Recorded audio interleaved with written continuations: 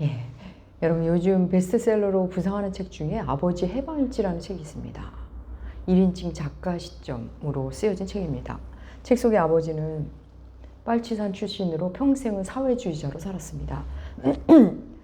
그가 사회주의자로 산다는 것은 뭐 어떤 대단한 일을 하거나 대단한 사상을 주장하거나 하는 건 아니었고요. 그냥 민중을 돌보는 삶이었습니다. 그에게 민주는 언제나 힘들게 사는 사람이었습니다. 말이 민중이지 그냥 이웃입니다. 가족을 돌보는 일보다 자신의 안위보다 언제나 이웃을 돕는 일에 앞장서고 그렇게 살았던 아버지가 어느 날 갑자기 죽게 됩니다. 올 사람 누가 있을까 했는데 장례식에 뜻밖의 사람들이 와서 함께합니다. 어려운 사람들, 힘든 이웃을 위해 한 삶을 살아온 아버지를 주인공인 내가 그 아버지의 장례식을 통해 아버지를 새롭게 만나는 이야기입니다. 우리는 계속 누가복음을 함께하고 있죠. 오늘은 주께서 따로 세우신 70인과 말씀을 나누신 그 이후의 이야기입니다. 한 율법학자가 주님께 질문하죠. 무엇을 하여야 영생을 얻으리까? 참 좋은 질문입니다. 그런데 그의 질문은 정말 알고 싶어서 한 질문이 아니라 주님을 시험하려고 하는 질문입니다. 당시 율법 교사라면 구약 성경에 아주 능통한 사람입니다. 성경을 뭐 다 외우다시피 한 사람입니다. 그가 궁금했던 거죠. 예수가 과연 어느 정도인가. 그래서 시험하러 온 것 같습니다. 그래서 매우 핵심적이고 어려운 질문을 던집니다. 무엇을 하여야 영생을 얻으리까? 그의 질문에 우리 주님이 반문하시죠. 주께서 되물으시는 말씀 함께 읽어볼까요? 누가복음 10장 26절. 주보에도 실었습니다. 함께 읽겠습니다. 예수께서 이르시되 율법에 무엇이라 기록되었으며 내가 어떻게 읽느냐. 주님의 물음이 두 가지죠. 율법에 뭐라고 되어 있느냐. 그리고 너는 그것을 어떻게 읽고 있느냐. 율법에 기록된 내용과 그것을 어떻게 생각하느냐에 대한 물음이라 볼 수 있습니다. 단순히 뭐라고 되어 있느냐를 넘어 너는 어떻게 읽고 있니? 성경을 어떻게 읽는지 태도와 방법을 물으신 거겠죠. 율법 교사 역시 멋지게 답합니다. 그의 답변 볼까요? 누가복음 10장 27절 말씀 함께 읽겠습니다.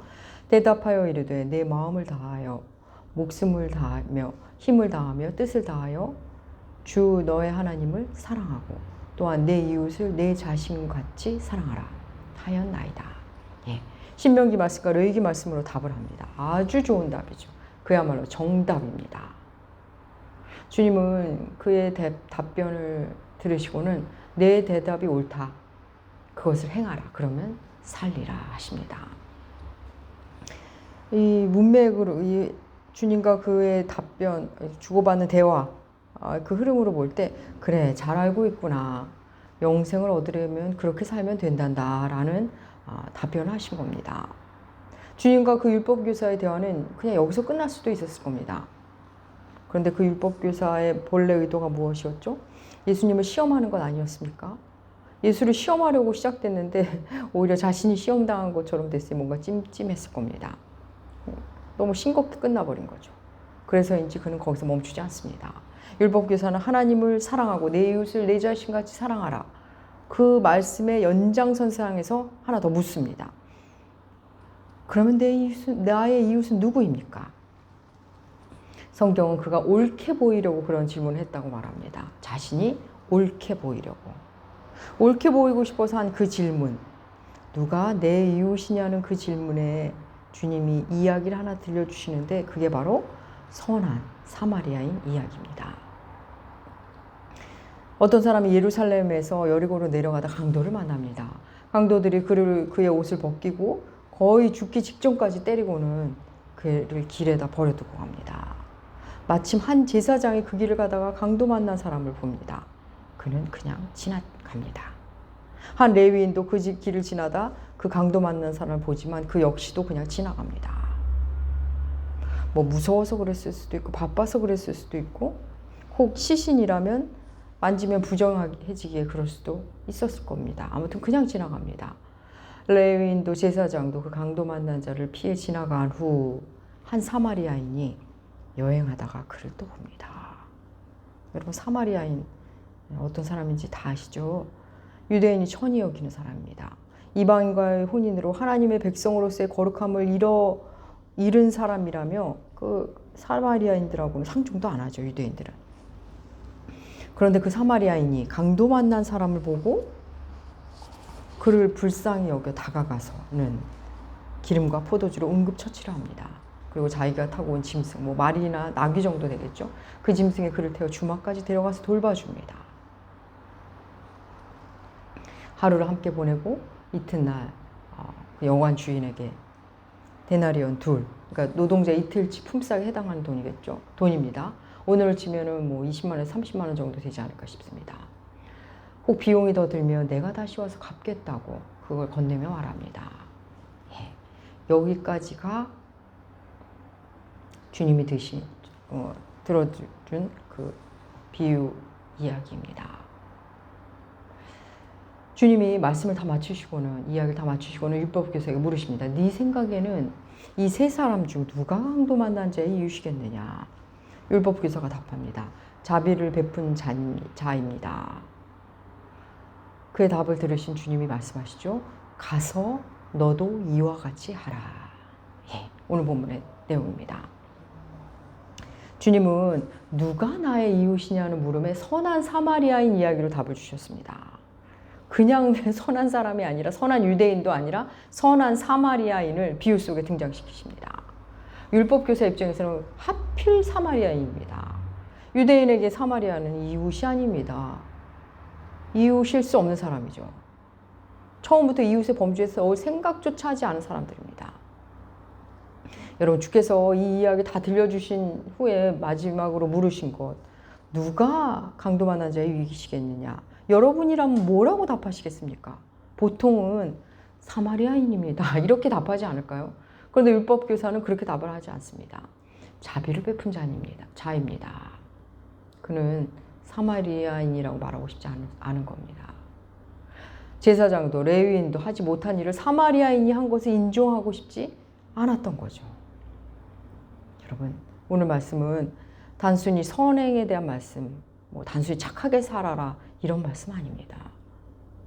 우리에게 이웃의 범주를, 이웃의 개념을 완전히 무너뜨리는 말씀입니다. 제사장이나 레위인은 이웃 중에서도 하나님을 섬기고 하나님의 일을 하는 아주 훌륭한 이웃들입니다. 그런 그들이 자신의 이웃을 선택합니다. 나의 이웃은 이런 사람이어야 하고 이런 상태여야 한다고 규정 짓고 그리 살고 있습니다. 그들은 강도 만난 사람의 이웃이 될 마음이 없습니다. 이에 비해 사마리아인은 어떻습니까? 그는 강도 만난 자를 보자마자 그의 몸이 움직입니다. 그에게 가서 그를 돕습니다. 그것도 지극정성으로 돕습니다. 그는 강도 만난 자의 이웃이 되기를 주저앉지 않습니다. 선한 사마리아인, 그는 강도 만난 자가 어떤 사람인지 모릅니다. 나쁜 짓을 한 사람일 수도 있고 눈을 뜨고서 사마리아인이라고 천대할지도 모릅니다. 기분 나빠할 수도 있습니다. 그를 돕는 중에 강도가 다시 나타날 수도 있고 이 사람 자체가 강도일 수도 있습니다.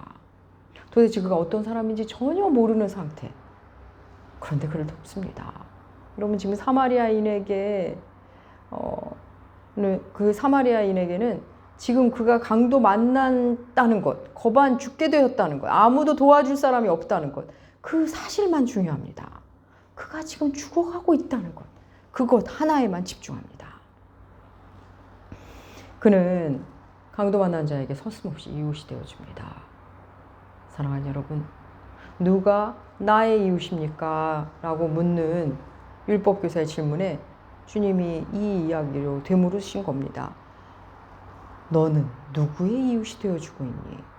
네가 이웃을 고르는 동안 너는 그 누구에게도 이웃이 될 수 없음을, 누가 너의 이웃인가가 중요한 게 아니라 네가 누구에게 이웃이 되어주는가가 더 중요하다는 말씀을 이렇게 하시는 겁니다. 사랑하는 여러분, 우리도 때때로 그렇죠. 이웃은 내가 상정하는 게 아니라 내가 사랑하면 그 사람이 나의 이웃입니다. 근데 누가 내 이웃인가가 아니라 나는 누구의 이웃으로 살아가는가, 그게 더 중요한 문제입니다. 사람들은 너무나 놀랍게 강도의 이웃으로, 가해자의 이웃으로, 강한 자의 이웃이 되기는 서슴없으면서도 강도 만난 자의 이웃이 되는 일에는 주저합니다. 잘 나가는 사람, 많이 배운 사람, 돈 많은 사람은 내 몸같이 사랑하려 하며 들면서도 망한 사람, 못 배운 사람, 돈 없는 사람은 가까이 올까봐 피해 다닙니다. 손해볼까봐, 피곤해질까봐. 그로 인해 따돌림 받게 될까봐 피해 다니는 겁니다. 여러분, 주님이 들려주신 이 비유, 선한 사마리안 비유 속에 여러분은 어떤 자리에 계십니까? 뭐 강도 만난 자일 수도 있고, 제사장이나 레위인일 수도 있고, 또 그 선한 사마리아인일 수도 있을 겁니다. 살다 보면 우리는 제사장이나 레위인의 모습으로 살 때도 있고 있습니다. 살 때가 있죠. 말씀도 많이 알고 교회에서 나름 일도 하고, 그런데 강도 만난 자를 피해 다닙니다. 또 선한 사마리아인이 되기도 하죠. 아무도 보는 이 없는데, 아니 아무도 없기 때문에 바로 내 이름을 아는 선한 사마리아인이 됩니다.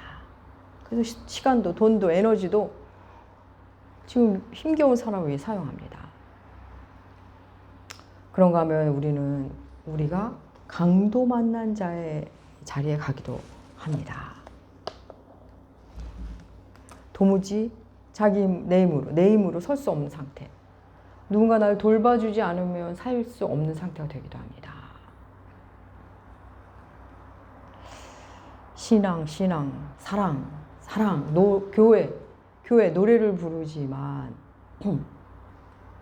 내가 막 강도를 만나자 사람들이 피한다는 것을 알게 될 때가 있습니다. 또 와서는 말만 그럴듯하게 할 때도 있죠. 여러분, 우리가 강도 만난 자의 자리에 갈 때, 그때 정말 누가 나의 이웃인지 밝히 드러나게 될 겁니다. 여러분, 율법교사는 누가 내 이웃이냐고 주님께 물어보면서 마치 가르쳐주면 내가 내 몸처럼 사랑할 것처럼 그렇게 물었습니다. 주님은 내 이웃이 어디까지냐고, 어디까지 사랑할 거야 묻는 사람에게 네가 사랑하는 데까지가 이웃이라 하십니다. 그가 너를 이웃으로 생각하든 그렇지 않든 네가 이웃이 되어주면 된다는 말씀입니다. 여러분, 강도 만난 자를 피해간 자가 하필 제사장이고 레위인입니다. 강도 만난 자를 도운 이는 하필 사마리아인입니다. 우리는 여기서 율법교사가 한 첫 번째 질문과 주님의 그 답변을 생각해 볼 필요가 있습니다. 율법교사의 첫 번째 질문 무엇이었죠? 내가 무엇을 하여야 영생을 얻으리까? 라는 질문이었습니다. 주님은 이 비유를 통해 영생이 어디 멀리 있는 것이 아니다. 하나님 사랑, 이웃 사랑은 관념이 아니다. 사마리아인이네 유대인이네 따지는 것이 아니다. 지금 강도 만난 자, 힘겨운 자를 돕는 일, 그를 지극정성으로 시간을 들이고 에너지를 들이고 돈을 들여서 섬기는 일, 그거라고 답해 주시는 겁니다. 율법교사의 그 물음, 무엇을 하여야 영생을 얻으리까 하는 하고 물을 때 주께서 율법에 무엇이라고 기록되었느냐, 그리고선 하나 더 물으셨죠. 너는 그것을 어떻게 읽느냐. 여러분, 이 물음 굉장히 중요합니다. 너는 말씀을 어떻게 읽고 있니? 그 말씀을 너는 어떻게 만나고 있니? 여러분, 예나 지금이나 성경은 하나님의 말씀이죠. 사람들이 하나님의 말씀을 읽으면서도 싸우고 충돌하고 비난하고 공격합니다. 하나님의 말씀을 읽으면서 똑같은 본문을 가지고 서로를 공격하는 데 쓰고 있습니다. 성경을 읽고 배우니 성경이 뭐라고 하는지는 다 압니다. 그런데 그것을 어떻게 읽는지는 다 다릅니다. 자기 주장하기 위해 읽기도 하고, 자기를 정당화하기 위해, 뭔가를 이용하기 위해 읽기도 합니다. 여러분, 하나님의 말씀을 받지 못합니다. 그런 모습으로는 하나님의 마음을 읽어내지 못합니다. 그래서 정답을 말하는 것 같지만 그 삶은 답과는 점점 멀어집니다. 여러분, 이웃이 빚 때문에 죽어가는 이웃이 있는데, 부동산 때문에 망해서 지금 중내산해하는 이웃이 있는데, 교회가 부동산으로 돈을 벌었다면서 하나님의 은혜랍니다. 이 부끄러운 걸 모르는 거죠. 이웃 교회가 고통 중에 있는데 우리 교회가만 세를 불리면 뭐 하나님이 우리에게 은혜를 부어 주신답니다. 이웃 나라가 지금 고통 중에 있는데 벌 받아서 그렇답니다.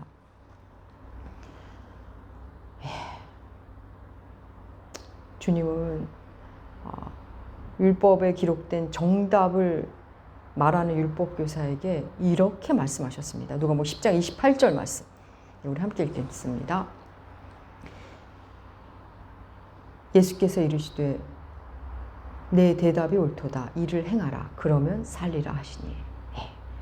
이 말이 맞다. 그 답대로 행하라. 그러면 산다. 그러면 산다. 무엇을 하여 영생을 얻으리까 물은 그에게 그러면 산단다 하고 너무나 선명한 답을 주신 겁니다. 영생은 미래에 있는 게 아니라 그러면 지금 이 땅에서 사는 겁니다. 영생은 관념이 아니라 지금 내 삶에서 사는 것임을 그렇게 말씀하십니다. 모든 이 부유의 말씀을 다 하신 후에도 이렇게 말씀하시죠. 누가복음 10장 37절 후반절, 후반절만 주보에 실었는데 함께 읽겠습니다. 예수께서 이르시되 가서 너도 이와 같이 하라 하시니라. 가서 너도 이와 같이 하라. 그렇습니다. 주께서 가르쳐 주신 대로 하는 것, 그렇게 사는 것 나중에 하지. 여러분, 우리의 살 날이 우리의 생각보다 많지 않을 수 있습니다. 이웃을 위해 돈 쓸 기회, 섬길 기회, 도울 기회. 여러분, 그런 기회가 올 때마다 기쁘게 그 기회를 누리며 살아가시면 좋겠습니다. 그런 기회가 생기면 기뻐하십시오. 사랑하는 여러분, 배운 것 따로, 삶 따로가 아니라 읽고 듣는 것 따로, 나의 일상 따로가 아니라 배운 대로, 읽은 대로, 아는 대로 사는 삶. 너무 멋지지 않습니까? 삶과 생각, 배운 게 다르다는 거는 그냥 표현이 그렇지만 그냥 입만 사는 삶일 수도 있습니다. 여러분, 아직까지는 여성 담임 목사가 많지 않다 보니 제가 시찰회나 노회에 가거나 이런저런 목사님들 모임에 가면 저에게 이렇게 아주 직접적으로 묻는 분들이 있습니다. 개척하신 거냐고. 어떻게 개척까지 하게 됐냐고. 뭐 한마디로 답하기는 좀 어렵죠. 저도 그래서 그러게 말이에요. 어찌다 보니 그렇게 되었네요. 뭐 그 정도로밖에는 뭐 답을 드리지 못하겠더라고요. 그런데 여러분, 하나님의 큰 인도하심, 하나님의 인도하심이란 큰 줄기 아래서 제 마음에 이런 마음이 있었습니다. 뭐 여러 이유 중에 하나를 차지하겠죠. 저는 배운 대로 살고 싶었습니다. 아는 대로 살아내고 싶었습니다. 부사역자로 사는 동안 당연히 담임 목사님께 순종하며 일해야죠. 그렇게 일했습니다. 그런데 극히 일부 동의하지 않는 일을 해야 할 때가 많았고, 아주 극히 일부 제 신앙 양심에 거리끼는 일도 없지는 않았습니다. 있었습니다. 나까지 이런 흐름에 살라고 이렇게 목사가 많은데 또 나를 부르시지는 않으셨으리라 생각했습니다. 내가 이 위대한 하나님의 말씀을 알아버렸는데, 더욱더 사람이 되어가라고 주께서 부르시는데, 그리스도의 장성한 분량까지 자라라고 계속 나를 이끄시는데, 제가 무슨 대단한 일을 하지 못해도 그냥 생각한 대로, 아는 대로, 배우는 대로 그렇게 그리스도인으로 살고 싶었습니다. 그런 고민 속에 어찌어찌 여기까지 왔고, 어찌어찌 우리 교우님들과 조금씩 더 그리 살아가고 있습니다. 여러분, 주님이 들려주신 이 이야기 속 사마리아인의 모습 다시 한번 볼까요? 33절에서 35절 말씀, 누가복음 10장 33절에서 35절 말씀 우리 함께 읽겠습니다. 어떤 사마리아 사람은 여행하는 중 거기에 이르러 그를 보고 불쌍히 여겨 가까이 가서 기름과 포도주를 그 상처에 붓고 싸매고 자기 짐승에 태워 주막으로 데리고 가서 돌보아 주니라. 그 이튿날 그가 주막 주인에게 데나리온 2를 내어주며 이르되 이 사람을 돌보아 주라. 비용이 더 들면 내가 돌아올 때에 갚으리라 하였으니.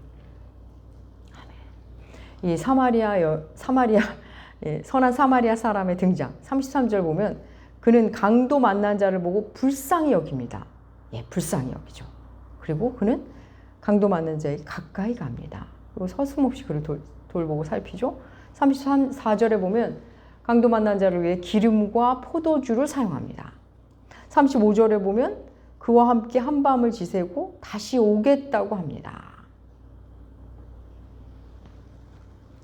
여러분, 이 선한 사마리아인의 모습 속에서 생각나는 분 없으십니까? 예, 우리 주 예수 그리스도. 우리 주님은 이렇게 사마리아인처럼 오십니다. 우리를 불쌍히 여기시고 우리에게 다가오셔서 우리를 돌봐주십니다. 강도 만난 자와 같은 우리들, 거반 죽게 된 우리들, 서서히 죽어가고 있는 우리를 불쌍히 여기십니다. 그리고는 기름과 포도주로 상처를 치유하시고 그 힘겨운 밤에 곁에 계셔주십니다. 주막 주인이라는 새로운 이웃을 만나게 하십니다. 여러분, 우리 주님은 다들 함부로 대하고 기대도 하지 않는 사마리아인의 모습으로 그렇게 나사렛 사람으로 오십니다. 사랑하는 여러분, 예수 그리스도는 강도 만난 사람, 길 위에서 죽어가는 사람, 모든 힘겨운 자의 이웃이 되어주십니다. 예수님 모든 인류의 이웃입니다.